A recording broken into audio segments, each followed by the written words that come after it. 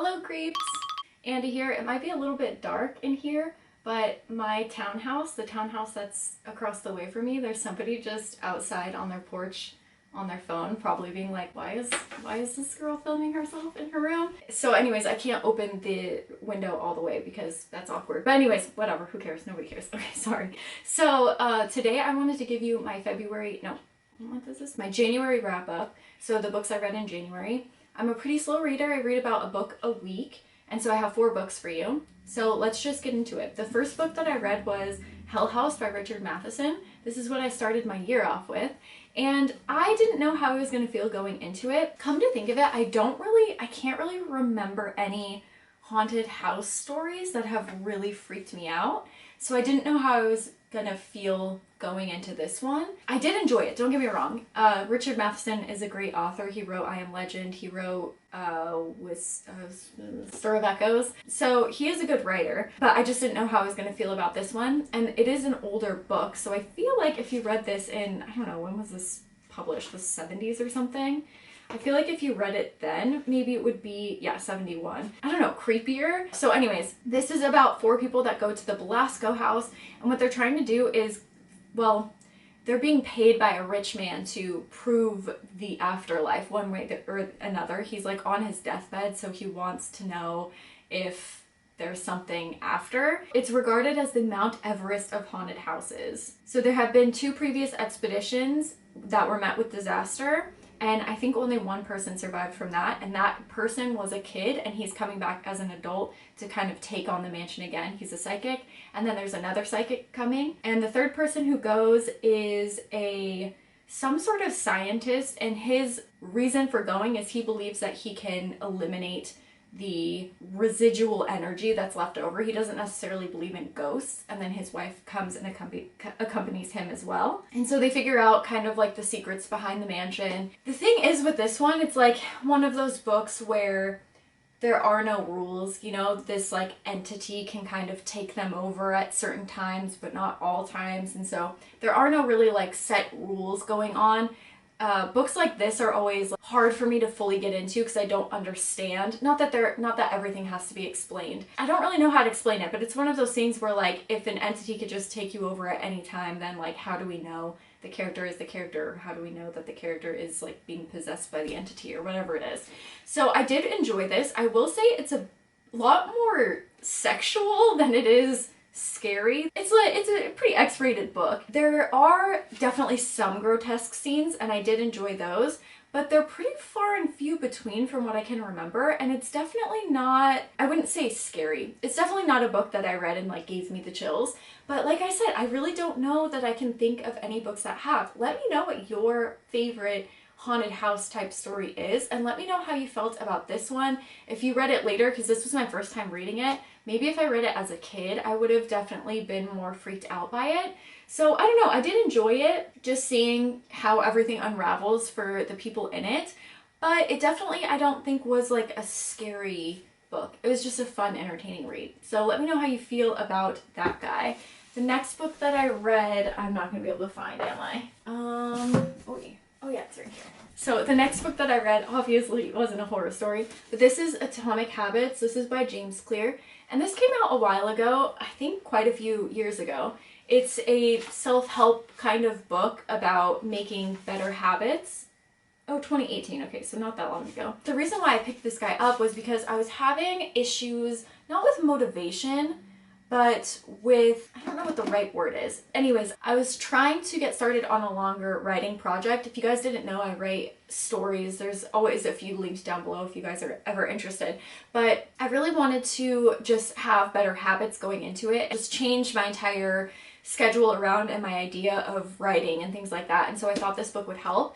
And to be honest, it did. There were a lot of things that I implement into my daily writing routine that have definitely benefited me, but honestly, the thing that changed my perception the most was just being told through this book that you're not lazy, you just have poor habits, and that just changed everything for me. I was like, oh, you're right, I'm not lazy, I just have really poor habits. And so this book really helped me just kind of understand that you need good habits in place in order to be successful. Like if you don't have a schedule, if you don't have anything that's holding you to what you're doing, then you're not gonna succeed, you know? So this book I would recommend if you're kind of in the same position as I am. I did enjoy it. I didn't put to use everything in the book because a lot of it does revolve around scheduling, and I'm still working through that. I've never really had like a good schedule. Obviously I have really bad sleep issues and this book can't help with my sleep issues, but I'm trying really hard to just focus on the things that I can change and then like slowly fix my schedule around. Anyways, I do recommend that book. I thought it was pretty entertaining, and I think that, like I said, there are like really good tools in there that I implement every day as I'm writing. I'm pointing over here because this is my desk that I write at. But anyways, the third book that I read this month was Who Goes There? This is the novella that The Thing is based on, and I did talk about this in my winter book recommendations. I wanted to reread this one again. It's just one of those fun little novellas that, you know, you might as well read every year or so. The cool thing about this one was there's an author in here, William F. Nolan, and he's the co-author of Logan's Run, which I've never read, but it is a popular book. And so he has an introduction in here, and he was actually going to film a movie of The Thing movie, or Who Goes There movie, but he was asked to make a script of it. So at the back of this, there's actually his script, and he says that he prefers his script over John Carpenter's. The script I didn't read through, but it is in here, so that's cool, and I'll definitely give it a read eventually. But I gotta say, this is pretty similar to The Thing. Like, there are differences, obviously, but, you know, they're stuck in a base in Antarctica, and they find this, like, frozen entity by a spaceship, and they bring it in, and it dethaws, and then wreaks havoc on their whole camp. So it is pretty similar. However, I will say that my favorite part in this, and I think I did talk about this in my The Thing movie verse book, but I think my favorite part of this book is that one of them suggests that they don't really know what this thing actually looks like, that it could have potentially been one of the aliens that was aboard the ship, or it could have taken over the ship and then landed here. So that concept of not even really knowing what this thing looks like, that's so cool to me. And I think that's kind of what happens in Dreamcatcher too, that the alien actually doesn't have like a physical form, and it just shows up to humans in a way that like we can comprehend. You get what I'm saying? But I don't know, that's definitely my favorite part of this book. Really enjoyable. If you guys love The Thing, you will definitely love this guy. But I won't talk too much about it because I did mention it in my winter horror book recommendations video. And then the last guy I read was Bret Easton Ellis's Less Than Zero. Okay, so one thing I did not know about Bret Easton Ellis, so this is the writer of American Psycho. One thing I didn't know is that there are these little things that connect the stories. Patrick Bateman doesn't show up with an axe like hacking people or anything like that, but there's like a mention of a character in this book that is in American Psycho, and so just things like that are really cool, and I think that he does that with a lot of his books. But anyways, if you ever read or watch American Psycho and you're like, who would grow up like this? Like, these people are terrible. This is where your answer lies. Not that these are the same characters, because they do run on the same timeline. But wow, these kids are just spoiled rotten. They have everything that they could ever want. They never need to want for anything. They have money and opportunity, everything they could possibly have, and everyone is just miserable. It's a book that I read that I'm like, thank God I grew up poor. Not to say that every rich person grew up like this, but I think it is definitely one of those money doesn't buy happiness type stories. And yeah, I mean, a lot of messed up stuff happens in here.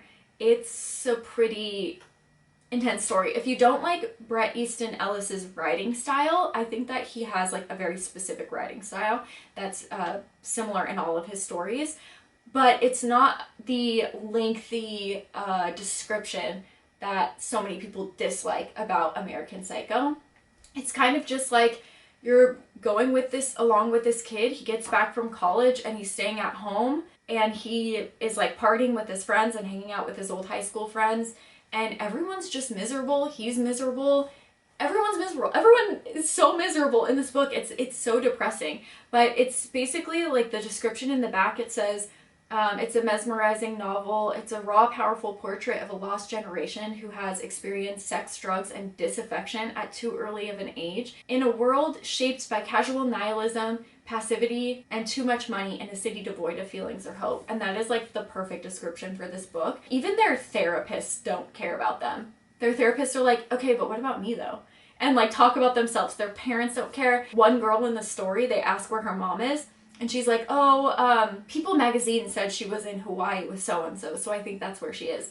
Like, that's how disconnected they are from their families, from their loved ones. It is an awful story. It really is. So, anyways, I feel like this is a good... I'm not sure which one came first, but I feel like this is... I guess either of them could have come first. But this is written in 85, so I'm not sure when American Psycho was written. I guess I could just fucking look, but I'm lazy. Yeah, I'm not sure where my American Psycho book is, but regardless, I think that this is a good precursor for reading American Psycho. You read American Psycho and you're like, I've never met anybody like this before. Like, how are these people so self-righteous and egotistical and think that they own everything?